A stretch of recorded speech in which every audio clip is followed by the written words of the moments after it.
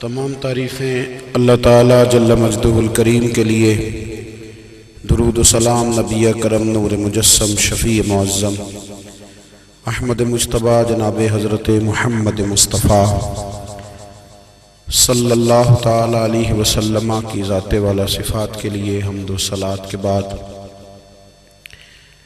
عزیز دوستو، بزرگوں اور بھائیوں، انسان کھائے پیے سوئے جاگے تو اس کے جسم کی ضروریات پوری ہوتی ہیں، لیکن جب وہ اللہ کا ذکر کرتا ہے، نماز پڑھتا ہے، دعا مانگتا ہے، استغفار پڑھتا ہے، درود و سلام کے گجرے پیش کرتا ہے، تو پھر اس کی روحانی ضروریات پوری ہوتی ہیں۔ آج جس زمانے میں ہم وقت گزار رہے ہیں، لوگوں کی جسمانی ضروریات پوری کرنے کے لیے، غذائی ضروریات پوری کرنے کے لیے بہت سارے بندوبست کیے جا رہے ہیں، لیکن جتنا لوگ اپنی ظاہری ضروریات میں خود کفیل ہوتے جا رہے ہیں، اتنا ہی زیادہ وہ روحانی طور پر کمزور ہوتے جا رہے ہیں۔ گھنٹوں بیٹھ کر گپ شپ کرنے والے لوگوں کے لیے تھوڑی دیر بھی ذکر الہی کرنا مشکل ہو جاتا ہے۔ لمبی چوڑی باتیں کرنے والے، لمبے چوڑے دلائل دینے والے لوگ اور سمجھدار لوگ اور سیانے لوگ عبادت کے معاملے میں سستی کرتے ہیں، عمل کے مسئلے میں کمزور ہو جاتے ہیں۔ تسبیحات کرنا، وظائف پڑھنا، درود و سلام پڑھنا، کم بولنا، سچی بات کرنا، صبر سے رہنا، شکر کو اپنانا، قناعت اختیار کرنا، حسد، بغض، عداوت سے بچنا، یہ لوگوں کے لیے مشکل ہو جاتا ہے۔ پھر اس کا نقصان یہ ہے کہ معاشرہ ایک عجیب سی بے سکونی اور بے قراری کا شکار ہے۔ جیب میں بہت زیادہ پیسے رکھنے والا، خوش شکل نظر آنے والا، پیٹ بھر کے روٹی کھانے والا شخص بھی ڈھونڈتا پھرتا ہے کہ آخر میں پریشان ہوں کیوں۔ آپ انسانیت کی تاریخ پڑھیں گے تو آپ کو معلوم ہوگا کہ انسان نے کبھی پتھر کی پوجا کی، کبھی معاذ اللہ چاند سورج کی، درختوں کی، بتوں کی پوجا کی۔ معاذ اللہ یہ غلط ڈائریکشن پہ تو چڑھ گیا، لیکن ایسا نہیں ہے کہ کوئی بندہ دنیا میں آیا ہو اور کسی کی اس نے عبادت نہ کی ہو۔ اس لیے کہ اللہ تبارک و تعالیٰ نے جس طرح ہمارے جسم میں کھانے کی طلب رکھی ہے، پینے کی طلب رکھی ہے، سونے کی طلب رکھی ہے، اسی طرح اللہ تعالیٰ نے عبادت کے لیے طلب رکھی ہے جسم میں۔ یہ تو ہوا کہ انسان گمراہ ہو گیا، غلط رستوں پہ چل نکلا، اس نے جھوٹے معبودوں کی طرف معاذ اللہ توجہ کر لی، لیکن وہ کسی نہ کسی کے سامنے جھکتا رہا، چونکہ اس کے وجود میں طلب تھی، شوق تھا اسے کہ وہ عبادت کرے۔ اللہ تبارک و تعالی جب مسلمان کو توفیق دے اور اللہ کی بارگاہ کی جانب وہ رجوع کرے، تو پھر اس کا رویہ یہ ہونا چاہیے کہ اس کی توجہ ہو اللہ کی جانب۔ ہمارے ہاں تسبیحات پڑھ لی جاتی ہیں اگر کبھی موقع ملے، لیکن وہ خاص انہماک، وہ خاص شوق، وہ خاص ذوق اللہ تبارک و تعالیٰ کی عبادت کا، ایک ہوتا ہے نماز پڑھنا، ایک ہوتا ہے اہتمام کے ساتھ نماز پڑھنا، یعنی ذرا وقت پہ اٹھنا، ذرا صحیح کر کے وضو کرنا، ذرا شوق سے مصلی بچھانا۔ ایک ہوتا ہے تسبیح پڑھ لینا، اور ایک ہوتا ہے ذرا تھوڑا سا نا شوق کے ساتھ اللہ کو یاد کرنا۔ آپ کبھی جو میں نے آیہ کریمہ پڑھی، اس کی آپ شان نزول دیکھیں۔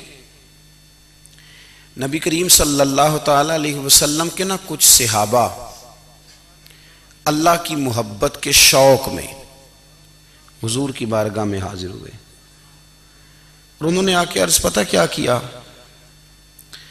عرض کرنے لگے یا رسول اللہ صلی اللہ تعالی علیہ وسلم سالوں بیت گئے ہیں سجدے کرتے ہوئے، حضور سالوں بیت گئے ہیں تسبیح پڑھتے ہوئے، سالوں بیت گئے کہتے ہوئے کہ سبحان اللہ وہ پاک ہے، ہمیں سالوں بیت گئے یہ کہتے ہوئے کہ اللہ اکبر وہی سب سے بڑا ہے، سالوں بیت گئے کہتے ہوئے کہ الحمدللہ ساری تعریفیں اللہ کے لیے، سالوں بیت گئے اس کی تسبیح کرتے، تحلیل کرتے، تکبیر کہتے۔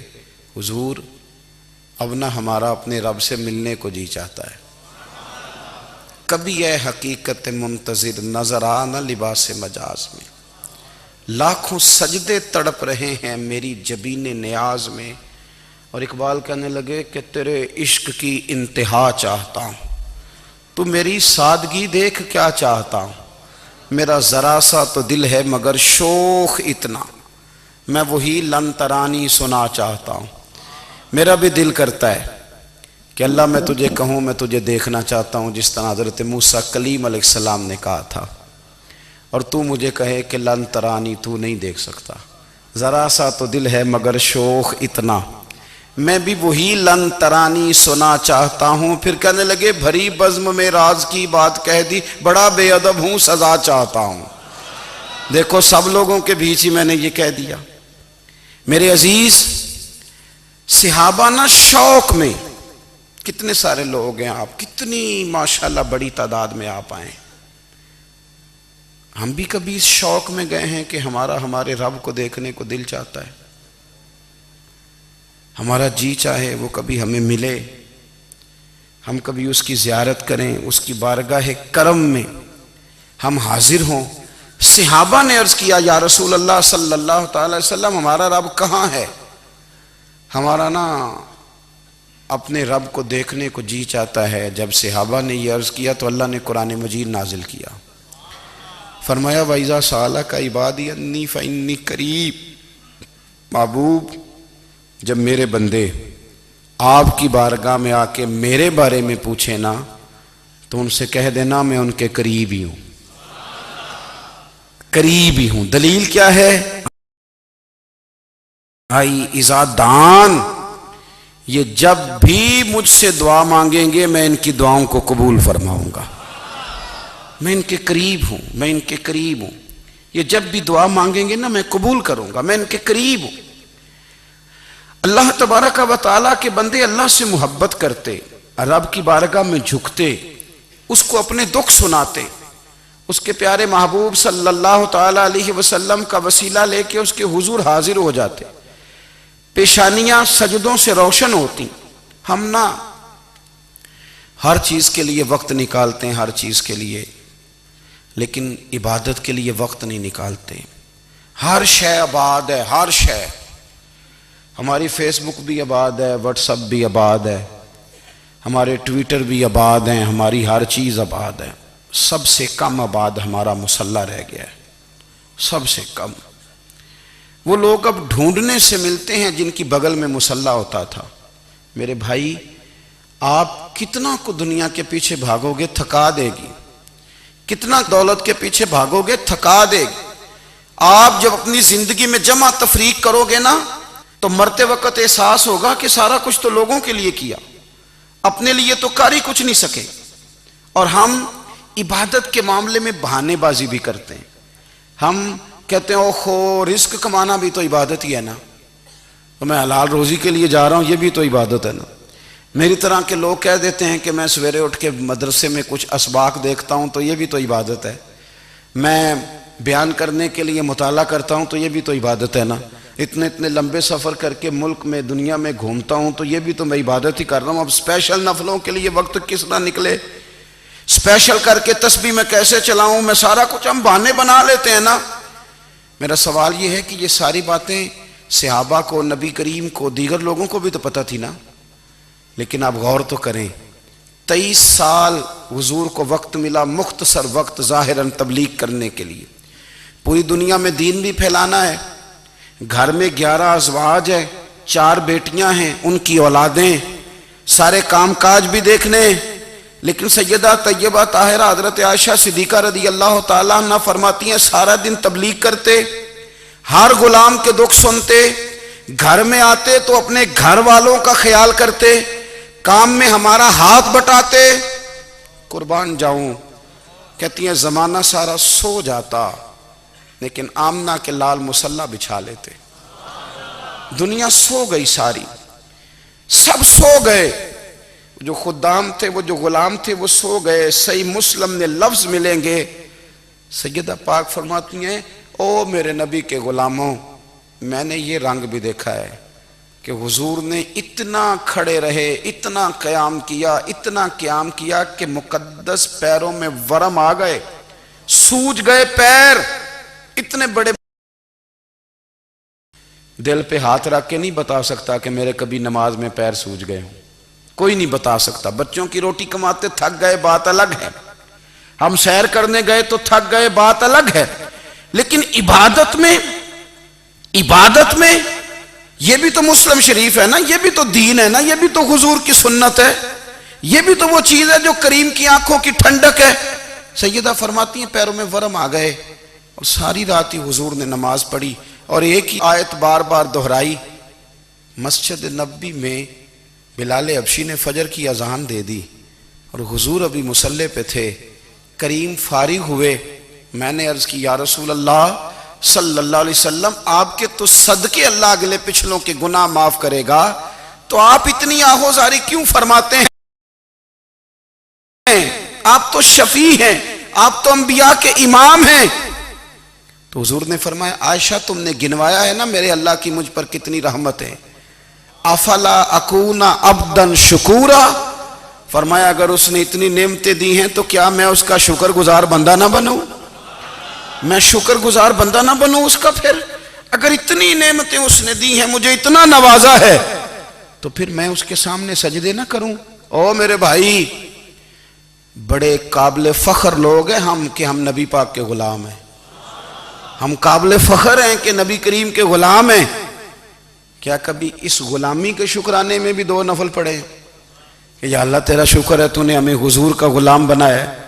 یاد رکھیں کہ اپنی روحانی زندگی کو آباد کریں، استغفار پڑھیں، تسبیحات کریں۔ حضرت عبداللہ ابن عمر رضی اللہ تعالیٰ عنہ حضرت عمر کے صاحبزادے، مکہ مکرمہ میں ان کی قبر ہے۔ میں نے جب انہیں پڑھا تو مجھے ان سے بڑا پیار ہو گیا، لیکن آپ کو پتہ ہے وہاں جا کے کسی شخص کا مزار تلاش کرنا یا پوچھنا ایک مشکل کام ہوتا ہے۔ تو ایک دفعہ میں مکہ شریف میں حاضر تھا، تو ایک گاڑی والا ڈرائیور مجھے کہنے لگا کہ مولانا میں آپ کو جانتا ہوں، مجھے آپ سے محبت ہے، ایک بات بتاؤں آپ کو؟ میں نے کہا بتاؤ۔ کہنے لگے حضرت عبداللہ ابن عمر کی قبر دیکھنی ہے۔ میں نے کہا یہ تو نہیں کہہ رہا، یہ کسی نے بندوبست کرایا ہے، یہ اللہ نے تیرے دل میں بات ڈالی ہے، یہ ہو گیا تو لے چل مجھے۔ حضرت عبداللہ ابن عمر کو نبی پاک نے فرمایا تھا راجل صالح، یہ نیک بندہ ہے، یہ متقی آدمی۔ حضرت عبداللہ ابن عمر رضی اللہ تعالیٰ عنہ سیدنا فاروق اعظم رضی اللہ تعالیٰ عنہ کے صاحبزادے ہیں، اور ان کی ہمشیرہ سیدہ حفصہ رضی اللہ تعالیٰ عنہ حضور کی زوجہ محترمہ۔ ایک دن اپنی ہمشیرہ سے کہنے لگے کہ نبی کریم صلی اللہ تعالیٰ علیہ وسلم گھر میں آئے نا، اور اگر حضور غم امت میں پریشان نہ ہوں، طبیعت کو حشاش بشاش دیکھو، تو ذرا پوچھنا تو صحیح حضور کا میرے بارے میں کیا خیال ہے، پوچھنا تو صحیح کہ کریم کی بارگاہ میں میرا کیا مقام ہے، میرے بارے میں حضور کیا فرماتے ہیں۔ اب بہن کو کام بتائے اور بتائے بھی بھائی، اور پھر بہن وہ کام نہ کرے، یہ تاریخ میں ہوتا نہیں۔ حضرت عمر فاروق رضی اللہ تعالیٰ عنہ کی صاحبزادی ام المومنین رضی اللہ تعالیٰ عنہ فرماتی ہیں کہ میں تو بس منتظر تھی، انہوں نے تو کہا تھا نا کہ اگر تم حشاش بشاش دیکھو تو بات کرنا، لیکن حضور تشریف لائے، میری باری تھی، میرے گھر تشریف لائے، کھانا پیش کیا تو فوراً میں نے عرض کی حضور ایک بات پوچھنی تھی۔ تو حضور نے فرمایا پوچھئے۔ میں نے عرض کی حضور میرے بھائی عبداللہ ابن عمر کے بارے میں آپ کا کیا خیال ہے؟ نوجوانوں میری بات پہ غور کرنا، میرے بھائی کے بارے میں آپ کا کیا خیال ہے؟ تو نبی کریم صلی اللہ تعالیٰ علیہ وآلہ وسلم نے میری طرف دیکھا، اور پھر حضور زیر لب تھوڑا مسکرائے، اور بریلی کے امام کہتے ہیں کہ حضور مسکرا دیتے تھے نا تو جو بڑا دکھی ہوتا تھا وہ بھی ہنس پڑتا تھا۔ اب سوال پیدا ہوتا تھا کہ پھر تو اس مسکراہٹ کے لیے انتظار کرنا پڑتا ہوگا کئی کئی مہینے کہ حضور مسکرائیں تو رونے والے ہنسیں، تو اعلیٰ حضرت فرماتے نہیں، انتظار نہیں کرنا پڑتا، یہ مسکراتے رہنا تو حضور کی عادت ہے۔ جس کی تسکین سے روتے ہوئے ہنس پڑے اس تبسم کی عادت پہ لاکھوں سلام، یعنی یہ تو عادت ہے حضور کی مسکراتے رہنا، اس کے لیے انتظار نہیں کرنا پڑتا۔ بھائیو آپ خیال رکھیں گے، غور کریں گے، حضرت عبداللہ ابن عمر رضی اللہ تعالیٰ عنہ کے بارے میں پوچھا تو سیدہ فرماتی ہیں کہ نبی کریم صلی اللہ تعالیٰ علیہ وسلم نہ زیر لب مسکرائے اور فرمایا حفصہ تیرا بھائی ہے تو اچھا، لیکن میں نے سنا ہے کہ عشاء کی نماز پڑھتا ہے تو فجر تک سویا ہی رہتا ہے۔ او نوجوانوں، 10 بجے تک سونے کی بات نہیں ہوئی، 9 بجے تک سونے کی بات نہیں ہوئی، 11 بجے اٹھنے کی بات نہیں۔ حضور فرمانے لگے میں نے سنا ہے کہ عشاء کی نماز پڑھ کے سو جاتا ہے اور فجر تک سویا ہی رہتا ہے، اسے چاہیے کہ تہجد کے وقت اٹھا کرے، اللہ کی بارگاہ میں حاضر ہوا کرے، آہوزاری کرے، سجدے کرے، عبادت کرے، اٹھتا ہے اور فجر میں جا کے اٹھتا ہے۔ حضرت جناب حفصہ رضی اللہ تعالیٰ عنہ کہتی ہے میں نے جناب عبداللہ ابن عمر کو پیغام دیا اور میں نے کہا میرے جوان بھائی سن، نبی پاک نے فرمایا ہے تو اچھا پر تہجد میں نہیں اٹھتا، نفل نہیں پڑھتا۔ او میری ملت کے جوانوں، مزہ نہیں آ جاتا جب ساری دنیا سوئی ہو، ساری دنیا، اور بستر بھی گرم ہو اور نیند بھی پورا غلبہ کر رہی ہو، اور اچانک گھنٹی بجے دماغ میں، آنکھ کھلے، گھڑی پہ نظر پڑے، 3:30 4 بجے کا پیغام گھڑی بتائے، اور کوئی چڑھتی جوانی والا اٹھ کے وضو کرے، اور جب وہ مصلی کھول کے بچھائے تو مدینے والے محبوب کہتے ہیں کہ ہر نماز پہ رب ثواب دیتا ہے، اور جو اٹھ کے تہجد کی نماز پڑھے اسے دیکھ کے تو رب مسکراتا ہے، جو اس کی شان کے لائق ہے، جو اس کی شان کے لائق، وہ مسکراتا ہے، خوش ہوتا ہے کہ میرا بندہ تہجد میں اٹھ گیا، وہ مسکراتا ہے۔ کاش ہماری صبحیں کبھی اپنے مالک کے نام ہو جائیں، کاش کے صبح۔ حضرت ابو الحسن رحمۃ اللہ تعالیٰ علیہ حضرت معاذ ابن جبل رضی اللہ تعالیٰ عنہ کے پاس بیٹھا کرتے تھے، فرماتے ہیں ان سے جو پیار بڑھا تو پھر میرا مصلی سے بھی بڑھ گیا۔ تابعین فرماتے ہیں صحابی رسول سے محبت ہوئی تو ذکر سے بھی ہو گئی، پھر درود شریف سے بھی ہو گئی، محبت ان سے بڑھی تو پھر اللہ نے مسجد کا پیار بھی بڑھا دیا۔ آپ فرماتے ہیں کہ میری ہر وقت طبیعت چاہتی تھی کہ بس اللہ اللہ کروں، بس اللہ اللہ کروں، بس نہ میں ذرا تھوڑی جان چھڑاؤں لوگوں سے، کوئی 10 منٹ ملے تو میں کوئی 4 نفل پڑھ لوں، میں تھوڑا سا نہ بچوں لوگوں سے، اور مجھے تسبیح ملے تو میں نہ کوئی 400-500 دفعہ استغفار پڑھوں، سبحان اللہ، الحمدللہ، اللہ اکبر، لا حول ولا قوت الا باللہ، میں نہ تسبیحات پڑھوں۔ فرماتے ہیں کہ بچے تھے گھر میں 6-7، غربت تھی، کام ملتا کوئی نہیں تھا، اور میں کام چور نہیں تھا، کام ڈھونڈتا تھا، پر اللہ کی قدرت کے کام نہیں ملتا تھا۔ فرماتے ہیں کہ میں نے ایک دن اپنی اہلیہ سے کہا کہ آج میں پھر جاتا ہوں کام ڈھونڈنے، تو میری بیوی بڑی فرما بردار تھی، پر اس دن نہ غربت کے ہاتھوں تنگ آ کے کہنے لگی آج نانا کوئی تو چیز لے کے آیا، تو مجھ سے بچوں کی بھوک نہیں دیکھی جاتی، یہ سب روگاں دا روگ محمد جس دا نام غریبی، کنڈ بلا کے لنگ جاندے نہیں دوست یار قریبی، آج نہ کچھ لے کے آیا تو میں بچے لے کے میکے چلی جاؤں گی۔ شیخ فرماتے ہیں کہ میں بڑا پریشان گھر سے نکلا، پر میں نے صبح سے لے کے زور تک کام ڈھونڈا، کام ملا کوئی نہیں، تو میرے دل میں خیال آیا چلو کام نہیں ملتا تو اللہ اللہ تو کرے نا، چلو بندوں کی مزدوری نہیں ملتی تو رب کریم کی عبادت ہی کرتے ہیں۔ فرماتے ہیں کہ میں نے نا فرات کے پانی سے وضو کیا، نہر کے، شدید دھوپ تھی، ساتھ ریت تھی اور ریت تپ رہی تھی، میں نے اپنا رومال وہیں مصلی کے طور پر بچھا لیا، اور فرماتے ہیں کہ زور سے لے کر عصر تک نماز پڑھی، دھوپ بھی پورے زور پہ، پر میرے سجدے کا ذوق بھی پورے زور پہ۔ فرماتے ہیں سورج بھی چمک رہا ہے اور رب کی عبادت کا ذوق بھی پورے زور پہ، میں سجدہ کروں تو پھر میرا اٹھانے کو جی نہ چاہے، میرے استاد لکھا کرتے تھے، یہ ان کا شعر ہے، وہ کہا کرتے تھے مجھے سوز دے، مجھے ساز دے، اور مجھے نیم شب کا نیاز دے، دم سجدہ خود کو میں توڑ دوں، مجھے ایسا ذوق نماز دے، اور میں تیری بہار کا پھول ہوں، میں کھلا بھی ہوں تو تیرے لیے، مجھے میری شاخ سے توڑ لے، مجھے اپنی زلف کا ناز دے۔ بھائی فرماتے ہیں کہ عصر تک میں نے نفل پڑھے، دل ڈھلنے لگا، عصر کی نماز پڑھی اور میں وہاں سے چلا۔ اب میں جب نکلنے لگا تو دل میں خیال آیا کہ چھوٹی چھوٹی دیواریں ہیں گھر کی، بغیر کچھ لیے جاؤں گا تو بیوی دور سے دیکھے گی تو شور کرے گی کہ پھر خالی ہاتھ آ گیا ہے۔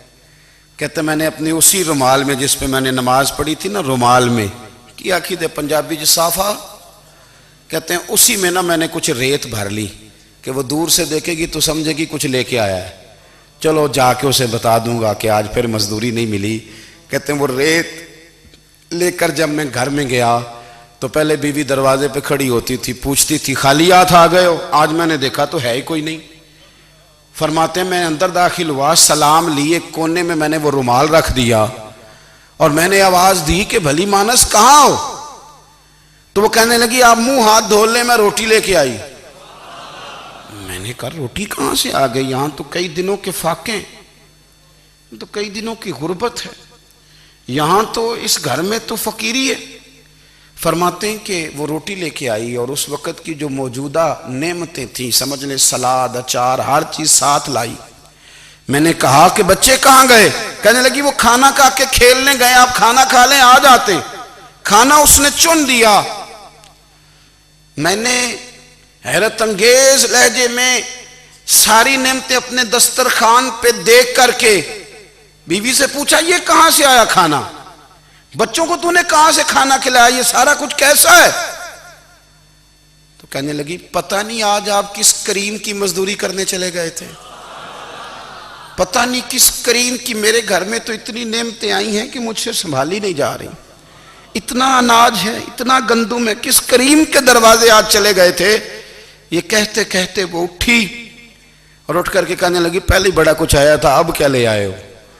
اور جا کر کے نا اس نے وہ ریت والا رومال کھولا، کہنے لگے میں تو لے کے آیا تھا ریت، تو میرے رب نے اسے بھی سونے اور ہیرے بنا دیا تھا۔ جب آپ کی توجہ اللہ کی جانب، میرے نبی پاک صلی اللہ تعالی علیہ وسلم نے فرمایا ہر چیز اپنے رب سے مانگ، ہر چیز مانگ، ہر چیز مانگ۔ یا رسول اللہ کیا کچھ؟ میرے محبوب نے فرمایا تیرے گھر میں نمک بھی ختم ہو جائے تو وہ بھی اپنے رب سے مانگا کر، تو مانگنا وہ تجھے دے گا، تو اس کی بارگاہ میں کشکول طلب دراز تو کرنا۔ اور ترمذی شریف میں عجیب لفظ ہیں، رسول کائنات نے فرمایا، رب کریم فرماتا ہے جب میرا بندہ ہاتھ اٹھاتا ہے نا تو مجھے حیا آتی ہے کہ میں خالی کیسے لوٹا دوں اس کے، اتنے بڑے بادشاہ کی بارگاہ میں۔ او بھائی لوگوں سے عزتیں تلاش کرتے ہو تو وہ کیا تمہیں عزت دیں گے؟ وہ تو کل اچھا کہتے ہیں پرسوں برا کہنے لگ جاتے ہیں۔ لوگوں کے سامنے گڈ بک میں آنا چاہو گے تو وہ تو سویرے تمہارے بارے میں کچھ کہیں گے، شام کچھ اور کہیں گے۔ اپنی روحانی زندگی آباد کریں، اپنے مسلح کو وقت دیں، اور دنیا سے چھپ کر اس موبائل کو بند کر کے اور اپنے آپ سے بھی چھپ کے اور تنہا ہو کے چھپا کے سارا کچھ اپنے آنسو اپنے رب کی بارگاہ میں پیش کریں، اس کے حضور حاضری دیں۔ سنو نا ترمذی کی حدیث اور اسے یاد رکھنا، نبی پاک علیہ السلام نے فرمایا اپنے دکھ لوگوں کے سامنے نہ بیان کرنا، سیٹھوں نوابوں کو نہ بتاتے پھرنا، دنیا داروں کے سامنے جا کے نہ رونا کہ میں تکلیف میں ہوں۔ فرمایا اگر دنیا داروں کو دکھ بتاؤ گے رب تمہیں کبھی غنی نہیں کرے گا، اور لوگ ہیں کہ الٹا مذاق اڑائیں گے۔ آپ کی جس سے بڑی پکی یاری ہے نا، پکی، وہ تب تک پکی ہے جب تک آپ نے 50,000 مانگا نہیں، اور جس وقت آپ نے کہہ دیا کہ میں مجبور ہوں میری مدد کر تو پھر ختم ہو گئی دوستی۔ لوگوں کے تعلقات آپ کے ساتھ تب تک ہیں جب تک آپ ان سے کوئی ضرورت وابستہ نہیں کرتے۔ کریم محبوب فرمانے لگے بندوں کے سامنے دکھ نہ بیان کرنا، اللہ تجھے کبھی غنی نہیں کرے گا۔ تو اپنے دکھ اپنے رب کو بتا، تو دعائیں مانگ، تو اس کی بارگاہ میں حاضر ہو، تو اس کے حضور عرض کر۔ فرمایا اپنے دکھ اپنے رب کو بتا، وہ جلدی کرے یا دیر سے کرے تجھے ساری دنیا سے بے نیاز کر دے گا، تجھے کسی کا محتاج نہیں رہنے دے گا۔ اپنے اپنے مسلح کو، اپنی دعاؤں کو. ایک بزرگ فرماتے ہیں میں نے دعا مانگنے کا طریقہ اپنی بیوی سے سیکھا. دعا مانگنے کا طریقہ اپنی، سیکھنے والے تو اپنے بچوں سے بھی سیکھ لیتے ہیں، سیکھنے والے تو ہر ایک سے سیکھتے ہیں. وہ کہتے ہیں میں نے دعا مانگنے کا سلیقہ اپنی بیوی سے سیکھا ہے. حضرت وہ کس طرح؟ فرمانے لگے میری بیوی نے نا مجھے کوئی کام بتایا، کچھ پیسوں کی ضرورت کے لیے کہا، تو میں نے اسے کہا کہ بھئی ابھی میرے پاس نہیں ہے، کچھ دنوں میں آتے ہیں تو میں دے دوں گا. عورتوں کی عادت ہوتی ہے وہ بار بار یاد کراتی ہیں. 2-4 دنوں کے بعد پھر اس نے کہا حضرت وہ میں نے کہا تھا کچھ پیسے، میں نے اسے کہا کہ ابھی میرے پاس نہیں ہے، کچھ دنوں میں ملتے ہیں تو میں تمہیں دے دوں گا. اس نے کچھ دنوں کے بعد پھر کہا حضور وہ میں نے کچھ پیسے کہے تھے. فرماتے میں نے ڈانٹ دیا، میں نے کہا کہ کیا تو روز مجھے شرمندہ کرتی ہے، کہا نا میرے پاس نہیں ہے، ہوں گے تو دے دوں گا، تو روز یاد کراتی ہے. فرماتے ہیں اس نے پہلے تو میری ڈانٹ کو سہا، پھر میرے سخت جملوں نے اس کی آنکھوں میں آنسو پیدا کر دیے، پھر اس نے اپنے آنچل میں اپنے اس دکھ کو سمیٹا، اور پھر اس نے ایک جملہ کہا تو میں رو پڑا اور مجھے اپنے رب سے مانگنے کا طریقہ آ گیا. مجھے کہنے لگی حضرت جی آپ نے ڈانٹ دیا میں نے سہ لیا، پر آپ ہی میرے شوہر ہیں، بتائیں نا آپ سے نہ کہوں تو میں کس سے جا کے کہوں. فرماتے ہیں میں رو پڑا اور میں کھل کے رویا اور میں تڑپ کے رویا، اور پھر میری سسکیاں بند گئیں. تو مجھے کہنے لگی آپ کو کیا ہوا؟ میں نے کہا مجھے بھی دعا مانگنی آ گئی ہے. جب میں اسے کہوں گا نا اللہ تو ہی میرا رب ہے، میں تجھ سے نہ کہوں تو میں کس سے جا کے کہوں؟ میں کیوں کسی بندے سے سوال کروں؟ میں کیوں کسی دنیا دار سے کہوں؟ میں تیرے بندوں کا، نیک بندوں کا وسیلہ لے کے، تیرے محبوب کی غلامی لے کے تیری بارگاہ میں آئیں، تجھ سے نہ مانگوں تو کس سے مانگوں؟ سمجھ آ گئی ہے. جب میں اس رنگ میں مانگوں گا تو پھر رب میرے اوپر بڑا ہی فضل فرمائے گا، وہ میرے اوپر بڑی رحمت کرے گا، وہ میرے لیے آسانیاں کرے. عزیز دوستو ہم اس طرح کرنے لگ گئے ہیں کہ ہم نے نا اپنے تعلقات پر اعتماد کرنا شروع کر دیا ہے. میرے تعلقات بہت ہیں. ہم نے اپنی دولت پر اعتماد کرنا شروع کر دیا ہے، میرے پاس دولت بہت ہے. ہم نے اپنے علم پر، اپنی شہرت پر اعتماد کرنا شروع کر دیا ہے کہ میرے پاس فلاں چیز بہت ہے.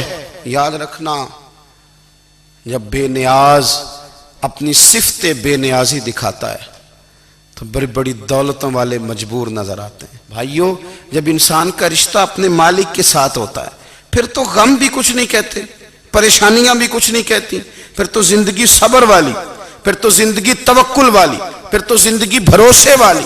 پھر انسان اپنے آپ کو رسوا نہیں کرتا، دنیا داروں سے امیدیں اس کی ختم ہو جاتی، امیدیں اللہ رسول سے لگا لیتا ہے، مضبوط ہو جاتا ہے، مضبوط، طاقتور ہو جاتا ہے، خوددار ہو جاتا ہے، باوقار باعزت ہو جاتا ہے.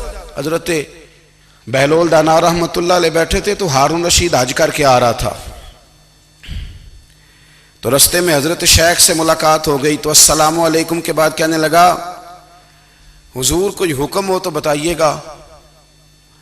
تو حضرت بہلول دانا فرمانے لگے تیرا رب کون ہے؟ اس نے کہا اللہ. تو فرمایا میرا کون ہے؟ کہا اللہ. فرمانے لگے تو بڑا ہی بیوقوف ہے، کیا تو یہ سمجھتا ہے کہ رب ہارون رشید کو تو دے گا اور بہلول دانا کو بھول جائے گا؟ تیرا بھی وہی رب ہے، میرا بھی وہی رب ہے. اس نے اگر تجھے دے کے آزمایا ہے تو ہو سکتا ہے مجھے نہ دے کے آزما رہا ہو. جب اس کی حکمت کے تقاضے ہوں گے تو عطا کرے گا اور دے گا. تو جا اپنا کام کر. بھائی اپنی روحانی زندگی، اپنی عبادات، اپنے وظائف، اپنے روزمرہ کے معاملات، اپنی دعائیں، اپنا استغفار. دیکھو کوئی مشکل کام تو نہیں، 2 رکوع ہیں سورہ واقعہ کے اگر رات کو پڑھ لی جائے تو. میں کس طرح یہ بات بیان کروں کہ تعویذ بانٹنا آسان ہے اور وظیفہ بتانا مشکل ہے. سارا دن تعویذ بانٹیں تو لوگ لینے کو تیار ہیں، اور اگر آپ وظیفہ بتائیں تو کہتے ہیں تو مشکل کام ہے. او خدا کے بندے، اگر آپ کا تعلق قرآن پاک کے ساتھ مضبوط ہو، قرآن پاک کے ساتھ اگر آپ کا رشتہ ہو، لوگ سفارشیں ڈھونڈتے ہیں نا دنیا میں، کوئی تعلق مل جائے تو میرا کام ہو جائے. دنیا میں اتنا مشکل معاملہ ہے، آخرت میں مجھے بتائیے گا کتنا مشکل معاملہ ہوگا.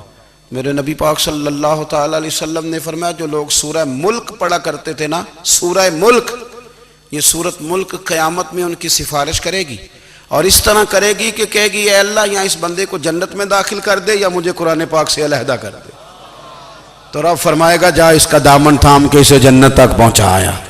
آپ بات کو سمجھیں. جب آپ کے تعلقات اپنے معاملات کے ساتھ مضبوط ہوں گے، یہ نبی کریم نے وعدہ کیا ہے کہ تو سورت واقعہ پڑھ، تیرے گھر میں فاقہ نہیں آئے گا. حضرت عبداللہ ابن مسعود رضی اللہ تعالیٰ عنہ بیمار تھے تو حضرت عثمان غنی رضی اللہ تعالیٰ عنہ تیمارداری کے لیے تشریف لے گئے اور جا کر کے کہا کہ آپ بڑے بیمار ہیں، آپ کی بیٹیاں زیادہ ہیں، میں چاہتا ہوں کہ خزانے میں سے کچھ مدد کروں. تو سیدنا عبداللہ ابن مسعود رضی اللہ تعالیٰ عنہ اٹھ کے بیٹھ گئے اور کہنے لگے امیر المومنین، اللہ آپ کو میری طرف سے، میری بیٹیوں کی طرف سے بہتر صلہ دے. میری بیٹیوں کو کسی خزانے کی ضرورت نہیں، میں نے انہیں خزانہ دے دیا ہے. کہا جناب آپ نے کون سا خزانہ دیا ہے، میں آپ کے مالی معاملات کو جانتا ہوں. تو فرمانے لگے امیر المومنین، میرے نبی کریم نے فرمایا ہے جو سورت واقعہ پڑھے اسے کبھی فاقہ نہیں آتا. میں نے بیٹیوں کو یاد کرا دی ہے، یہ خزانہ میں نے انہیں دے دیا ہے. وہ سارے والدین سنیں جو بیٹیوں کے لیے پریشان رہتے ہیں. حضرت عبداللہ ابن مسعود نصیحت کر رہے ہیں، فرمانے لگے میں نے سورت واقعہ یاد بھی کرا دی ہے، پڑھنے کی عادت بھی ڈال دی ہے. حضور نے فرمایا ہے جو سورت واقعہ پڑھے اسے فاقہ نہیں آتا. کہنے لگے چاند تو اپنی جگہ چھوڑ سکتا ہے، سورج گر سکتا ہے، تارے ٹوٹ سکتے ہیں، پر مدینے والے رسول کی بات غلط نہیں ہو سکتی. حضور نے فرمایا فاقہ نہیں آئے گا تو انشاءاللہ کبھی بھی نہیں آئے گا. کرنے کا کام یہ ہے کہ ہم اپنے معاملات، اپنی عبادات، اپنی دعائیں کبھی 10 منٹ عادت ہو جائے نا دعا مانگنے کی علیحدہ سے رات کو. حضور نے فرمایا جو فرض نماز کے بعد دعا مانگے اللہ اس کی قبول کر لیتا ہے.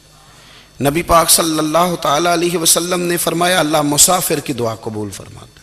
حضور نے فرمایا اللہ مظلوم کی دعا قبول فرماتا ہے. حضور نے فرمایا بیمار سے دعا کراؤ اللہ اس کی دعا قبول فرماتا ہے. میرے نبی پاک نے فرمایا ماں باپ جب بھی اولاد کے لیے ہاتھ اٹھائیں، ویسے تے بلے شاہ تو آسمانی اڑ دیا ہی پھڑ دیں، جڑا گھر بیٹھا انہوں بڑھیا ہی نہیں. حضور فرمانے لگے ماں باپ جب بھی اولاد کے لیے دعا فرمائیں اللہ ان کی دعا کو قبول کرتا ہے. آپ اپنا تعلق بنائیں دعا کے ساتھ، عبادت کے ساتھ، مصلی کے ساتھ رشتہ بنائیں، استغفار پڑھیں.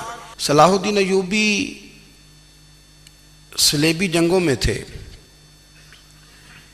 رات کو مسجد اقصی میں نماز پڑھی تو پریشان تھے. ایک بزرگ سے ملاقات ہوئی تو وہ کہنے لگے کہ آپ بڑے پریشان ہیں. کہنے لگے حضور پریشان اس لیے ہوں کہ پہلے ہی مسلمان کمزور ہے، اب میں نے سنا ہے دشمن کا ایک بحری بیڑا وہ جنگی سامان سے بھرا ہوا آ رہا ہے، تو اب ان کے پاس اور تلواریں اور نیزے آ جائیں گے، مسلمانوں کے پاس پہلے ہی وسائل کی کمی ہے، پریشان ہو کس طرح کر کے مقابلہ کریں گے. یہ بات کہتے ہی صلاح الدین ایوبی نے بزرگوں سے کہا حضور آپ بھی دعا کرنا، دعا کی بڑی طاقت ہے. میرے نبی پاک نے فرمایا دعا مومن کا ہتھیار ہے، دعا مومن کا، دعا مومن کا. حضور نے فرمایا تقدیر کو سوائے دعا کے کوئی چیز نہیں بدل سکتی. دعا مومن کا ہتھیار ہے، یہ کافر کے پاس کوئی نہیں، یہ ہتھیار ہے مومن کا. اللہ کرے آپ کو سمجھ آئے. پھر سنیں کئی بار کہہ چکا ہوں یہ ہتھیار ہے. کافر کے مقابلے میں جو تیرے پاس سب سے بڑا ہتھیار ہے وہ دعا ہے. دعائیں کرانی چھوڑ دی، کرنی چھوڑ دی، لینی چھوڑ دی. حضرت سیدنا انس بن مالک رضی اللہ تعالیٰ عنہ فرمایا کرتے تھے میں نے وہ رنگ دیکھا ہے جب حضور دعا مانگتے تھے اور حضور کی مقدس آنکھوں میں آنسو بھی ساتھ ہی بہا کرتے تھے، میں نے وہ انداز دیکھا ہے. تو صلاح الدین ایوبی بزرگ سے کہنے لگے آپ بھی دعا کیجیے، اور خود رونے لگے اور سر سجدے میں رکھ کے رونے لگے اور عشاء سے لے کر فجر تک روئے، خوب روئے. صبح وہ بزرگ آئے تو صلاح الدین ایوبی کا خوبصورت اور ہنستا ہوا چہرہ دیکھا. کہنے لگے آپ بڑے خوش ہیں، رات تو میں نے بڑے روتے ہوئے دیکھا تھا. تو کہنے لگے حضور وہ جو بحری بیڑا آ رہا تھا نا وہ پانی میں ڈوب گیا ہے، اب وہ نہیں آ رہا، ابھی خبر آئی ہے تو میں بڑا خوش ہوں. بزرگ کہنے لگے اٹھ سینے سے لگ اور سن ایک بات، وہ بحری بیڑا پانی میں نہیں ڈوبا، وہ تیرے آنسوؤں میں ڈوب گیا ہے. وہ جو تو رات رویا ہے نا رب کریم کی بارگاہ میں تو وہ ڈوب گیا ہے. بھائی اپنا مصلی کا، عبادت کا، وظائف کا، اللہ اللہ کا سلسلہ اس کو مضبوط کریں، اپنی دعاؤں کے تعلق کو مضبوط کریں۔ دعائیں بڑے انقلاب برپا کر دیتی ہیں۔ ہم تھوڑے تھوڑے نا جب سے خشک ہوئے ہیں نا، خشک، اور میری تو جماعت ہی صوفیاء کی جماعت تھی، ہم تو داتا علی اجمیری کی جماعت سے، ہم تو خواجہ اجمیری کی جماعت سے، ہم تو شیخ احمد فاروق سرہندی کی جماعت سے، ہم تو صوفیاء کی جماعت۔ ہماری جماعت نے بھی وہ تعلق جو ہمارے بزرگوں نے بنایا تھا۔ بزرگ اللہ کے قریب کیسے جاتا ہے؟ ہمارے یہاں نا بہت سارے لوگ کہتے ہیں جی نظر ہو گئی تو کام ہو گیا۔ بھائی جو بخاری مسلم میں طریقہ ہے نا اللہ کا قرب پانے کا، وہ تو نفل ہے۔ نبی کریم علیہ السلام نے فرمایا بندہ نفلوں کے ذریعے رب کے قریب جاتا ہے، اور اتنا قریب جاتا ہے کہ پھر اللہ اس کی زبان بن جاتا ہے، اللہ اس کی آنکھیں بن جاتا ہے، کان بن جاتا ہے، ہاتھ اور پیر بن جاتا ہے۔ تو یہ تو عبادت ہے، یہ تو اللہ کی بارگاہ کی حاضری ہے جو آپ کو اللہ کے قریب کرے گی۔ تو اپنے نماز کو اہمیت دے کے ادا کریں، نمازیں موبائل بند کر کے ادا کریں۔ لیکن نا کچھ لوگ کہتے ہیں مجھے ٹائم نہیں ملتا نماز کا، تو میں کہتا ہوں یہ آپ نے بڑی جرت کی بات کی ہے۔ مجھے کو میرا پیر بھائی کہہ دینا میرے پاس ٹائم نہیں آپ کو ملنے کا، تو میں کہتا ہوں آج کے بعد آنا ہی نہ۔ تو کیا سمجھتا ہے تو بہت بڑا آدمی ہے، تیرے پاس ٹائم نہیں ہے اور ہمیں ملنے کا ٹائم، موج کر۔ تو آپ نے اللہ رسول کو کہہ دیا ٹائم نہیں۔ اور عجیب فلسفہ ہے نا، کہا جائے نماز پڑھنے آؤ تو کہتے ہیں کپڑے ٹھیک نہیں، اور کہا جائے کہ آؤ ذرا دعوت پہ چلیں تو کہتے ہیں 1 منٹ ٹھہر میں کپڑے بدل کے آیا۔ نماز کے لیے کہا تو کہتے ہیں ٹھیک نہیں، دعوت کے لیے کہا تو کہتے ہیں میں ذرا تیاری کر لوں، یوں جانا مناسب نہیں۔ یہ معاملہ ٹھیک نہیں۔ رب تو فرماتا ہے کہ جب تم مسجد میں آ تو زینت اختیار کر کے آ، خوب ذوق سے دعا مانگیں، خوب شوق سے نماز پڑھیں، خوب استغفار کا مزاج بنائیں۔ آپ لوگوں کے بیچ رہ کے سوکھ حاصل کرنا چاہتے ہیں، لیکن آپ کو پتہ ہے کئی مہینے غار حرا میں رہنا بھی مدینے والے محبوب کا طریقہ ہے۔ ہر سال اعتکاف بیٹھنا الگ سے، یہ بھی حضور کا طریقہ ہے۔ مسجد نبوی کے اندر دروازہ کھلتا تھا نبی کریم کا، پر گھر کے اندر نفل پڑھے نبی پاک نے۔ اور حضور فرماتے ہیں کچھ نفل نماز گھر میں بھی پڑھا کرو، گھر کو قبرستان نہ بناؤ۔ ہمارا گھر اللہ کے ذکر سے آباد ہوگا۔ اگر ہم نماز پڑھیں گے نا، میں جب سنت پڑھنے کے لیے گھر میں کھڑا ہوتا ہوں تو میرا جو 2.5-3 سال کا بیٹا ہے نا، وہ بھی میرے ساتھ نماز پڑھنی شروع کر دے۔ اسے پتہ کوئی نہیں نماز کیا ہوتی ہے، لیکن وہ بھی نا سجدہ نہ بھی کرنا ہے تو ساتھ لیٹ ضرور جاتا ہے۔ پتہ چلا بچے لیکچر دینے سے نماز نہیں پڑھتے، نماز شروع کر دیں تو بچے بھی شروع کر دیتے ہیں۔ ہم جب پریشان ہوتے ہیں تو لیکچر دیتے ہیں، تو لیکچر تو باہر شاید چل جائے، گھر میں کیسے چلے گا؟ گھر میں تو عمل چلے گا۔ تو میرے عزیز، آج کے اس روحانی اجتماع میں ہمارے دوستوں نے جو محنت کی، ہم نے بار بار اپنی نیت سے پوچھا خدا ہمیں معاف کرے اگر کوئی ذاتی شہرت ہے، کوئی ہمارے ذاتی مفادات ہیں، رب ہمیں ہدایت دے۔ ہماری یہ خواہش تھی کہ روحانی اجتماع ہمیں تھوڑا سا اللہ اور اس کے رسول کے جانب مائل کرے، کچھ ہمارا رشتہ مصلی کے ساتھ مضبوط کرے۔